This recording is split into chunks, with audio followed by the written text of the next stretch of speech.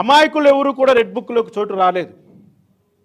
అమాయకులు న్యాయబద్ధంగా పనిచేస్తున్నటువంటి వాళ్ళు ఎవరు రెడ్ బుక్లోకి ఎక్కలేదు. అక్రమాలకు పాల్పడ్డ వాళ్ళు మాత్రమే రెడ్ బుక్లో స్థానం సంపాదించుకున్నారు. అది మీకు ఒలింపిక్ మెడల్తో సమానం. అటువంటి గనులే అందులో ఉన్నారు. ఇప్పుడు ఆ గనులు భయపడిపోతున్నారు. ఎందుకంటే వాళ్ళు చేసినటువంటి ఘోరాలు, అకృత్యాలు, నేరాలు వాళ్ళకు తెలుసు కాబట్టి, దానికి ఏ శిక్ష వేస్తారో కూడా తెలుసు కాబట్టి వాళ్ళకి ఈరోజు భయం పట్టుకునింది. సామాన్యులకు ఎవరికి భయం లేదే.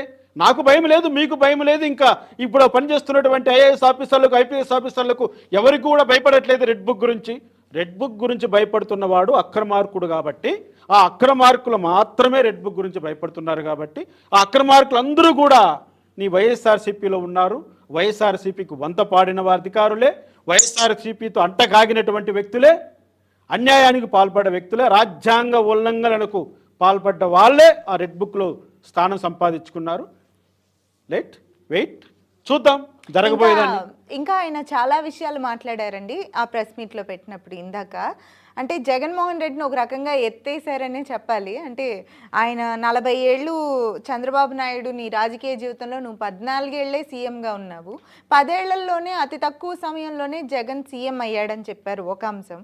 ఇంకొకటి ఏంటంటే ఇక్కడ వరద బాధితుల దగ్గర బురదలో నుంచి నేను ఇంత తాపత్రయపడుతుంటే జగన్మోహన్ రెడ్డి రాగానే ప్రజలందరూ తండోపతండాలకు వెళ్ళిపోయి వాళ్ళ అభిమానాన్ని చూపించుకున్నారు. గుంటూరు వెళ్తే గుంటూరు దగ్గరికి 1,00,000 మంది జనం వెళ్ళిపోయారు. జనం మెచ్చిన నాయకుడు జగన్మోహన్ రెడ్డి, నా దగ్గరికి ఎవరు రావట్లేదన్న ఆక్రోశంతో చంద్రబాబు మాట్లాడుతున్నాడు అని చెప్పి చెప్పడం కూడా జరిగింది. రూపా గారు, ఇక్కడ ఒకటి గమనించాలి. జగన్మోహన్ రెడ్డి ఎవరి పరామర్శకు వెళ్ళాడు, చంద్రబాబు నాయుడు గారు ఎవరి పరామర్శకు వెళ్ళాడు? చంద్రబాబు నాయుడు గారు వెళ్ళింది ఒక ప్రకృతి విపత్తు సంభవించిన చోటికి, ప్రజలందరూ కూడా నష్టపోయి కష్ట నష్టాలు ఉన్నటువంటి చోటికి, వరదల్లో, అటువంటి చోట ఈరోజు చంద్రబాబు నాయుడు గారు పర్యటన చేస్తున్నారు. అక్కడ లక్షలాది మందిని ఎవరైనా ఊహించుకోగలుగుతారా? జగన్మోహన్ రెడ్డి ఎక్కడికి వెళ్ళాడు ఈరోజు? అవినీతి అక్రమాలలో పాలు పంచుకున్నటువంటి వ్యక్తి, చట్టపరంగా చట్ట పరిధిలో జైల్లో ఉన్నటువంటి వ్యక్తిని పరామర్శించడానికో లేకపోతే ఏ లావాదేవీలు చూసుకోవడానికి వెళ్ళాడు జగన్మోహన్ రెడ్డి. అక్కడికి లక్షలాది మంది వచ్చారని ఈయన గారు అంటున్నారు. అసలు జైలు దగ్గరికి ఎవరైనా లక్షలాది మంది అక్కడ గుమిగూడడానికి అవకాశం ఉంటుందా?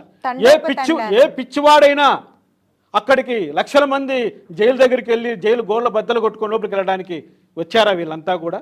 ఆయన ఏదో అభూతంగా చెప్తున్నాడు, మా జగన్మోహన్ రెడ్డికి ఇంకా ప్రజాదరణ తగ్గలేదు, జగన్మోహన్ రెడ్డి ఇంకా వీరుడు సూర్యుడు కాబోయే ఇంకో సీఎంఓ ఇంకో ఏదో వాళ్ళు భ్రమలో బతుకుతున్నారు.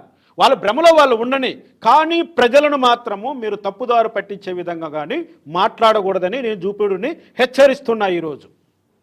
ఎందుకంటే వాస్తవాలు మాట్లాడు, ఏదన్నా ఉంటే ప్రజలకు మేలు చేసే విధంగా మాట్లాడు, అంతేగాని అవాస్తవాలను వక్రీకరిస్తూ లేనిపోని మాటలు మాట్లాడుతూ చంద్రబాబు నాయుడు గారి యొక్క చరిత్రను నువ్వు ఈ విధంగా క్యాలిక్యులేట్ చేశావంటే నువ్వెక్కడ మేధావయ్యా నేను అడుగుతున్నా.